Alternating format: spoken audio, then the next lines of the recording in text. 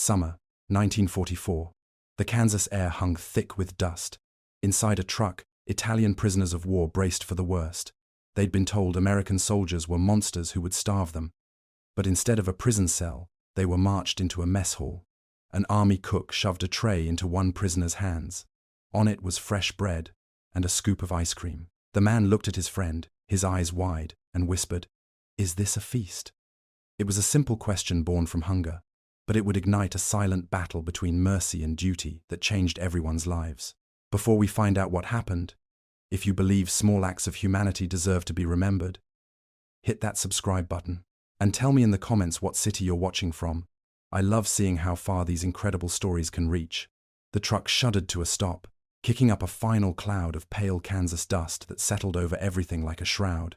Luca Moretti pressed his face against the hot metal slats of the convoy, blinking against the brutal, unfamiliar Sunday.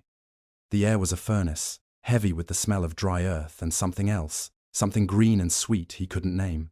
For weeks, they had been told stories. American guards were beasts, their prisons were pits of starvation, their cruelty was a science. He and the others had prepared for the worst, their fear a tight, cold knot in their empty stomachs. As they were herded out, they saw them, the locals, standing in silent clusters by the roadside, their faces unreadable, their eyes following the line of exhausted men in tattered uniforms. No one shouted, no one threw stones.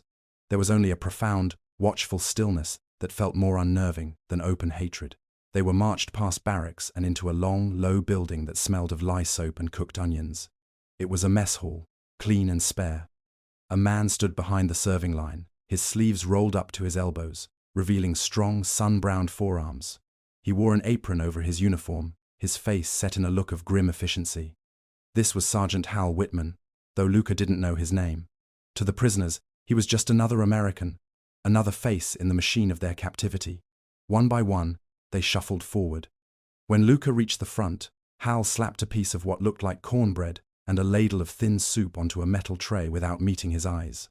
But then came the unexpected. A thick slice of white bread, softer and paler than any he had seen in years. And finally, from a separate metal tub, another soldier dropped a scoop of something cold and white onto his tray. Ice cream. Luca stared down at it, his mind unable to process the sight. His hands trembled. He thought of his village in Sicily, where a spoonful of honey was a celebration. He turned to his friend, Pietro, his voice a dry rasp. "È una festa," he whispered. "Is this a feast?" Pietro just stared, his own eyes wide with disbelief. A young guard nearby, who understood a little Italian, let out a short, surprised laugh. He leaned over to Hal. "Sergeant," he said, "this one wants to know if it's a feast." Hal stopped what he was doing and looked at Luca for the first time. His eyes, the color of the washed-out summer sky, held no warmth, but they held no malice either. A faint, uneasy smirk touched his lips. "Not a feast, son," he said, his voice flat and tired. "Just supper." They ate in a stunned silence. The soup was bland but hot, the cornbread gritty, but the white bread, the bread was like a memory of another life. They ate it slowly, tearing off small pieces, making it last. The ice cream melted quickly into a sweet puddle on their trays, and they scraped it up with their spoons, the cold a shock to their systems. For the first time in a long time, the gnawing ache in their bellies subsided. A quiet murmur spread through the room, then a weak, hesitant laugh from a man at the far end of the table. For one brief, fragile night, the suffocating cloak of fear was replaced by a bewildered sort of hope. They were not being punished, they were being fed. The next morning, reality returned. They were assigned their work details. Most of the men were sent to the camp's laundry or workshops, but Luca and a small group were told they would be helping with the local harvest. They were going to be cutting wheat. Luca felt a strange mix of emotions. This was work he knew, work his hands understood. The thought of being out in the open, under the sky, was a relief, but it was also a deep humiliation. He, a farmer from Sicily, would be harvesting an enemy's grain on soil that was not his own. The irony was a bitter pill.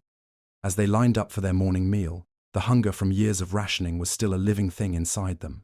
Pietro, walking just ahead of Luca, deftly palmed a second slice of bread from a stack on the counter when he thought no one was looking. But a guard saw him. The soldier grabbed Pietro by the arm, shouting for the commander. The other prisoners froze. This was it.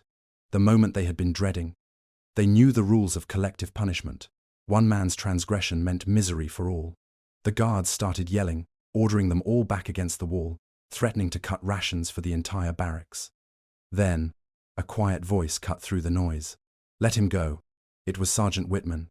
He had come out of the kitchen, wiping his hands on his apron. The guard holding Pietro looked at him, confused. "Sir, he stole food." Hal's gaze swept over Pietro's thin frame, the desperation still plain on his face. He then looked at the other prisoners, their bodies tense, their eyes full of a familiar, hunted look. He turned his attention to the wheat fields visible through the mess hall window, the same golden fields his own family farmed, the same crop his brother had left behind to go fight in a war that had taken him forever. He looked back at the guard. His voice was low, devoid of any sentiment, a simple statement of fact. "They're just hungry," he said. "Same as us." He didn't say it with pity, but with a kind of weary recognition. The guard, flustered by the sergeant's intervention, released Pietro's arm with a grudging shove. The crisis was over. As Luca stood watching, he saw the sergeant's shoulders slump ever so slightly before he turned and disappeared back into his kitchen. It wasn't an act of kindness, not really. It was something more complicated. A crack in the wall, a recognition that the lines drawn by uniforms and countries were not as solid as they seemed, and Luca realized, with a startling clarity, that nothing about this war, or the men fighting it, was simple at all. The work began under the vast, bleached blue canvas of the Kansas sky. Luca and the other men were driven out to the fields at dawn, where endless waves of golden wheat rolled toward the horizon. The guards expected sullen, reluctant labor. Instead, they got farmers. The Italians moved with a rhythm born of generations, their hands knowing instinctively how to handle a scythe, their bodies bending and rising with an efficiency that surprised the American soldiers overseeing them. And then, they began to sing. At first, it was one man, humming a low, mournful tune from home. Soon, another joined in, then another, until the air filled with the layered harmonies of Sicilian folk songs, melodies of love and loss that floated over the American prairie, a strange and beautiful sound in the heart of a war. Sergeant Hal Whitman supervised the work details from the edge of the field, his arms crossed over his chest. He watched them, his expression unreadable. He had expected laziness, maybe sabotage. He did not expect skill. He did not expect music. He recognized the pride they took in their work, the straightness of the rows they cut, the way they gathered the sheaves without wasting a single stalk. It was the same pride his father had taught him, the same rhythm his own body knew. This quiet competence unsettled him. They were the enemy, the men his brother had gone overseas to fight. Yet here they were, harvesting his country's bread with a care he couldn't deny. A few days into the harvest, small things began to appear. A jar of strawberry jam left on a fence post near the water barrel. A few extra slices of soft, white bread tucked into their sack lunches. One afternoon, Luca found 2 ripe red tomatoes at the bottom of his bag, their skins still warm from the Sunday they tasted of home. The men knew, without a word being spoken, who was leaving these gifts. Hal never acknowledged it. His orders remained brisk, his face stern, but his actions spoke a different language. He began to learn a few Italian words, practicing them under his breath when he thought no one was listening. "Acqua," he'd say, gesturing to the water cooler. "Bene," he'd grunt, nodding at a well-cut row of wheat. Luca found a way to answer in kind. He noticed that the burlap flour sacks in the camp's storage shed were often torn, spilling precious grain. One evening, using a needle he'd fashioned from a nail and thread unraveled from his own uniform, he began mending them. He worked with a meticulousness that was almost reverent, his stitches small and even, turning a ripped sack back into a whole and useful thing. The next morning, Hal found a neat pile of repaired sacks waiting for him. He ran his thumb over the tidy seam of Luca's work. He looked across the yard to where the prisoners were lining up for their morning roll call, and his eyes met Luca's for a brief, significant moment. It was an exchange without words, a fragile truce built not on treaties or surrender, but on the shared respect for good work and things that have been made whole again. The connection between them, and between Hal and the other prisoners, reached its peak one Sunday. With the harvest nearly complete, Hal decided to do something unprecedented. He organized a small, unofficial thank you meal for the men who had worked the fields. He cooked all day, preparing a thick beef stew, baking loaves of fresh bread, and churning a large batch of vanilla ice cream with cream he'd gotten from a neighboring farm. He served the men himself, piling their plates high. They sat at the long wooden tables in the mess hall, not as prisoners, but as guests. They ate in a profound, grateful silence, some of the men bowing their heads as if in prayer. For one golden hour, the fences and guard towers seemed to disappear. The war felt 1,000,000 miles away. Looking at their faces, flushed from the hot meal, Hal didn't see enemy soldiers. He saw men. Men who were tired and hungry and far from home, just like his brother. A sense of quiet peace settled over him. It was shattered by the sound of a jeep grinding to a halt outside. A young private hurried into the mess hall, his boots echoing on the wooden floor. He carried a small folded piece of paper, a telegram. He handed it to Hal, saluted, and left as quickly as he came. Hal unfolded it, his brow furrowed in confusion. The other men continued to eat, oblivious. As Hal's eyes scanned the typed words, the color drained from his face. The easy set of his shoulders hardened into a rigid line. The faint smile he'd worn just moments before vanished, replaced by a mask of cold shock. The telegram was from the War Department. It informed him that the body of his younger brother, Private Samuel Whitman, had been recovered. He had been killed in action near Anzio, in Italy. The sweet taste of the ice cream in Hal's mouth turned to bitter ash.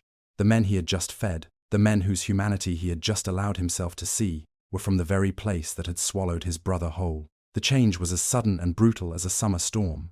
The day after the telegram arrived, the warmth vanished from Sergeant Whitman's presence. Grief had sealed him shut, encasing his heart in a layer of ice. He no longer lingered at the edge of the wheat fields. He stopped trying to pronounce their names. The small, unspoken gifts of jam and soft bread ceased. His orders became clipped, mechanical things, delivered without eye contact. He moved through the camp like a ghost, his face a hard mask of duty. The men felt the shift immediately. The fragile bridge of understanding they had built had been dynamited, and they were once again stranded on the wrong side of a war. Rumors, ugly and persistent, began to snake through the barracks. The Americans were tightening their belts, privileges were being revoked, food rations might be cut. The old, familiar fear of starvation, which had receded into a dull ache, sharpened once more into a daily terror. The men looked at the fresh bread served at meals with suspicion, wondering each time if it would be the last. The laughter died down. The singing in the fields faded into a strained silence. The weight of being prisoners, of being the enemy, pressed down on them again, heavier than before. It was during this cold spell that Pietro fell ill. It started with a racking cough that left him breathless, then a fever that drenched his cot with sweat. He grew weaker by the day, his already thin frame shrinking until he seemed to be made of nothing but bone and shadow. The camp infirmary was ill-equipped, offering little more than aspirin and thin broth. The doctor, a harried man with too many patients, said Pietro needed nourishment, something simple and rich to fight the infection. He needed milk, desperate. Luca gathered his courage and approached Hal as he was locking the kitchen for the night. He stood before the sergeant, his hat in his hands, and explained the situation in his broken English. He asked, not for himself, but for his friend. Just a little milk, he pleaded, to help him regain his strength. Hal listened without expression, his jaw tight. When Luca finished, the sergeant's eyes, once just tired, were now chips of flint. He looked straight through Luca, as if he were an object, a piece of equipment. Rations are set by command, Hal said, his voice flat and cold. There are no exceptions. He turned his back and walked away, the click of his boots on the gravel sounding like stones being dropped into a well. The door to the mess hall closed with a final, definitive thud. Luca stood there in the fading light, the refusal hanging in the air. He saw it all clearly.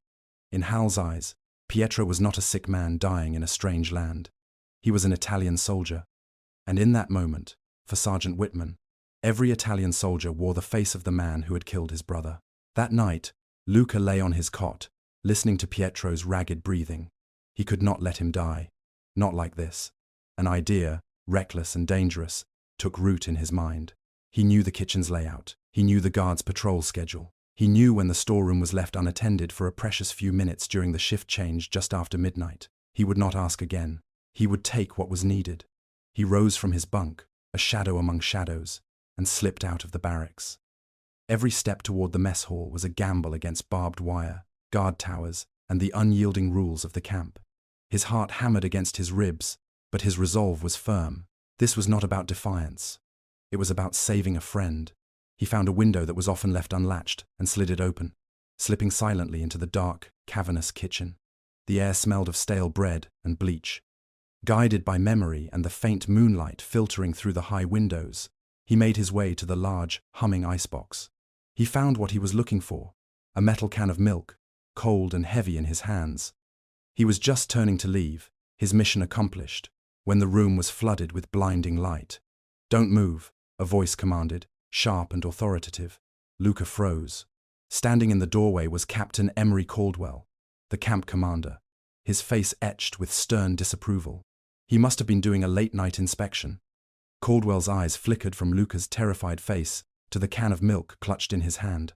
"Stealing supplies is a serious offense, prisoner," the captain said, his voice dangerously quiet. "You'll be in the stockade for a month. Who helped you? Who else was in on this?" Luca stood his ground.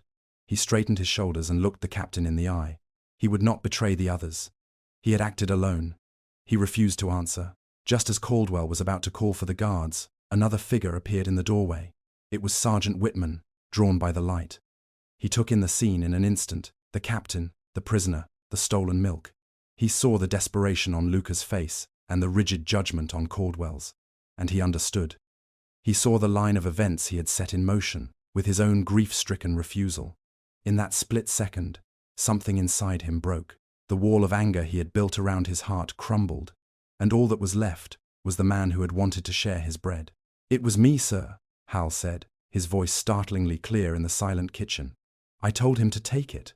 Caldwell stared at him, incredulous. "You what, Sergeant? The man's sick," Hal repeated, stepping forward. "He needed it. I authorized it."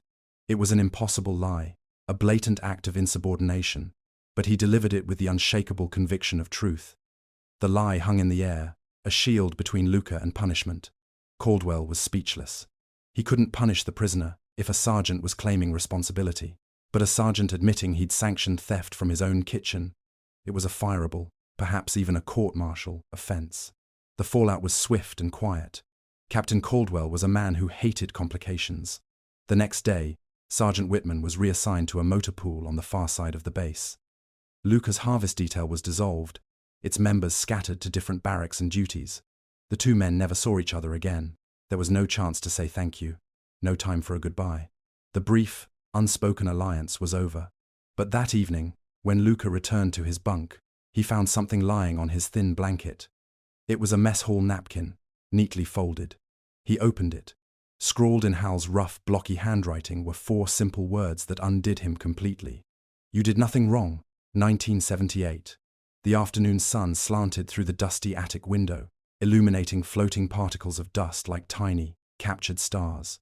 Anna Whitman, her hair now more silver than blonde, carefully lifted the lid from a worn wooden footlocker. Her grandfather, Harold Whitman, had passed away a week ago, a quiet end to a quiet life, and she had taken on the task of sorting through the memories he had packed away. He had never been a man who spoke much of the war. It was a closed chapter, a locked room in the house of his past. Now, Anna held the key. Inside the trunk, beneath yellowed farm ledgers and neatly folded dress uniforms, she found a small, cardboard box. Written on the lid in her grandfather's familiar, steady hand was a simple label: Camp Concordia, 1944. Her breath caught. This was it, the place he never talked about. With gentle fingers, she lifted the lid. The contents were sparse. On top lay a brittle, folded mess hall napkin. She opened it carefully, the paper threatening to crumble at her touch. Scrawled across it were 4 words she didn't understand. "You did nothing wrong." Beneath it was a photograph, its corners curled with age.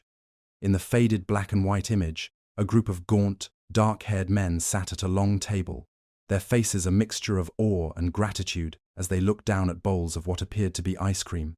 Her grandfather stood in the background, his expression softer than she had ever seen it. At the very bottom of the box was an envelope, the foreign stamps cancelled with a postmark from 1946. The letter inside was written in elegant, looping cursive, the ink faded but the Italian words still clear. Anna didn't speak the language, but she knew someone who did. The next day, she took the letter to a friend, a professor at the local college. As he translated, a story began to unfold that she had never known. a story that filled the silent spaces of her grandfather's life with a quiet, profound light. The letter was from a man named Luca Moretti.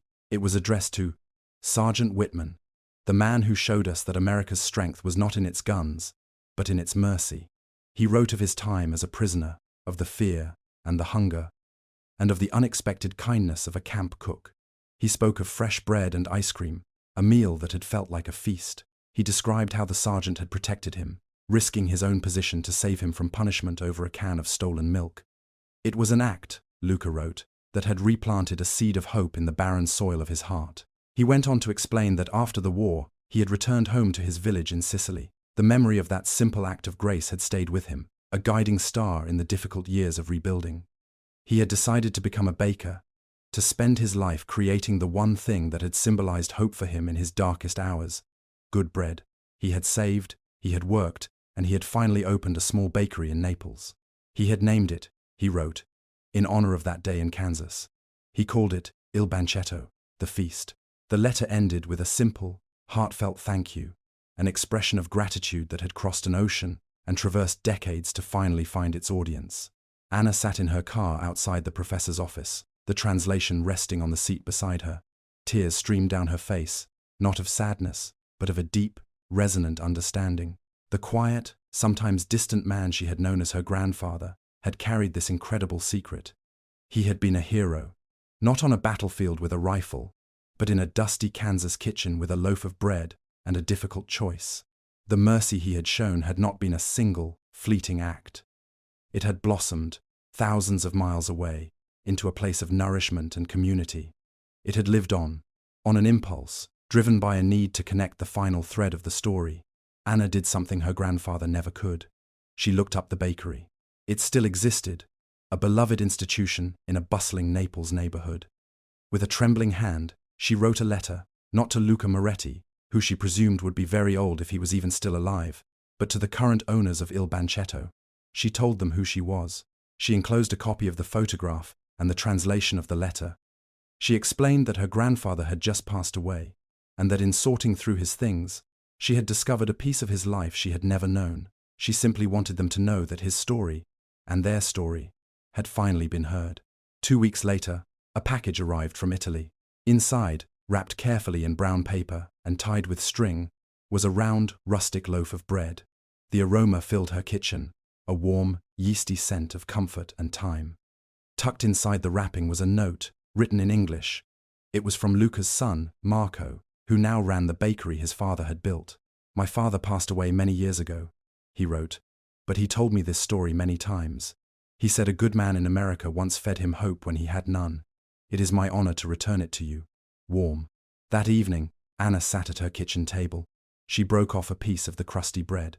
She placed it on a small plate beside the faded photograph of the smiling prisoners and her grandfather. The sun set outside her window, casting long shadows across the room. A story once buried in dust and silence now filled her heart. The question whispered in a mess hall so many years ago, "Is this a feast?" had finally, beautifully, found its answer. It was.